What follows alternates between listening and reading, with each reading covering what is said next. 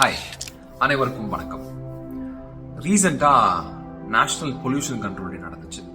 நம்ம எல்லாரும் என்ன கருத்துக்கள் பரிமாறியிருந்தோம்னா, நம்ம எப்படி நம்ம சுற்றுச்சூழலை பாதுகாக்கலாம், என்ன மாதிரி மெஷர்ஸ் எடுக்கலாம், நம்மளோட ஏர் குவாலிட்டி இண்டெக்ஸ் பற்றி பேசுகிறோம், டாக்ஸிக் கெமிக்கல்ஸ் எப்படிலாம் ப்ரிவென்ட் பண்ணலான்னு பேசிகிட்டு இருக்கோம்.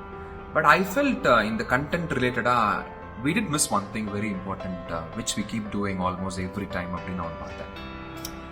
That's called as toxic behavior. Toxins பற்றி பேசுகிற நாம சுற்றி இருக்கிற நம்ம சுவாசிக்கிற டாக்ஸின்ஸ் பற்றி பேசிகிட்டு இருக்கோம். பட் நம்ம எப்படி எமிட் பண்ணுறோம் அந்த டாக்ஸிக் பிஹேவியர் நம்ம யாரும் யோசிக்கிறதே கிடையாது.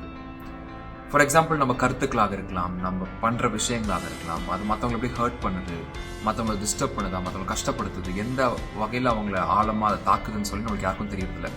போகிற போக்கில் ஒரு வார்த்தையை சொல்லிட்டு போயிடுவோம், போகிற போக்கில் ஒரு சின்ன செயல் பண்ணிட்டு போயிடுவோம். அதனால அவங்களுக்கு என்ன நடக்கும், அவங்க எவ்வளோ கஷ்டங்களை தாண்டுவாங்க அப்படின்னு நம்ம யாரும் யோசிக்கிறதே கிடையாது.